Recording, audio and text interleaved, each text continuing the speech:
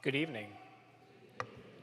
As Father said, my name is Jeremiah Johnson. I'll be the first of many parishioners here at St. Joe's to give a monthly Eucharistic witness talk. The intention of these talks is not instruction, but connection.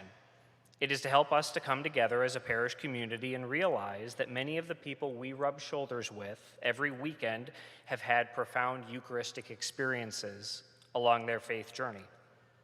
If hearing one of these witnesses moves something inside you, awakens a desire to evangelize, please don't hide that. Come talk to a priest, deacon, or one of us laity who is actively involved in the movement. The Lord is calling you to build his kingdom, and we would love to help you do it. For a large part of my life, I did not believe that the Eucharist was the body, blood, soul, and divinity of Jesus Christ. Yes, I had been raised in a loving Catholic home since birth and understood that the arguments for the legitimacy of the Eucharist were logically consistent, but I still chose not to engage.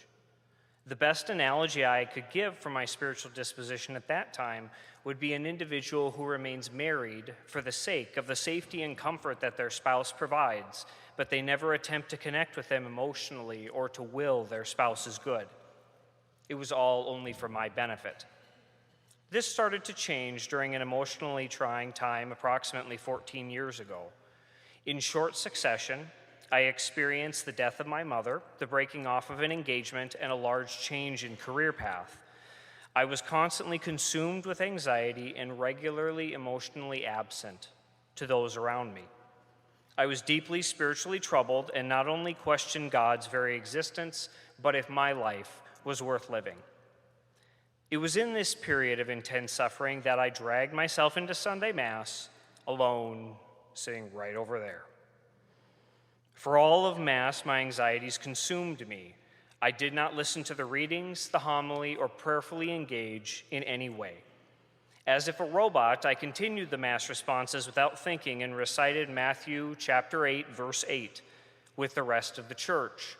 Lord, I am not worthy that you should enter under my roof, but only say the word, and my soul shall be healed. Immediately after saying those words, a peace that surpasses all my understanding washed over me. I had never felt anything like this prior, and I have never felt anything like it since. I felt completely safe, whole, and loved. My previous anxiety immediately vanished, and my mind calmed to a natural rest. I intuitively knew that I was in the presence of the God for which I had been created, and I gave thanks because I realized I had just asked for my soul to be healed, and he had graciously obliged. After that moment, my life slowly started to change. I now not only believed that God was real, but that he cared for me. I felt compelled to start going consistently to Eucharistic adoration, where I would always leave less anxious than when I came in. I began opening myself in prayer and received the grace to understand that my God was not a taskmaster who wanted to be pleased, but a loving Father who wanted nothing more than to heal my wounds.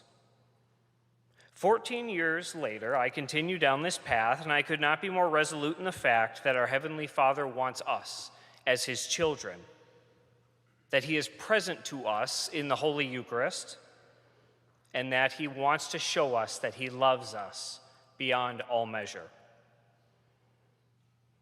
Don't ever lose faith in the Eucharist. I promise he has not lost faith in you.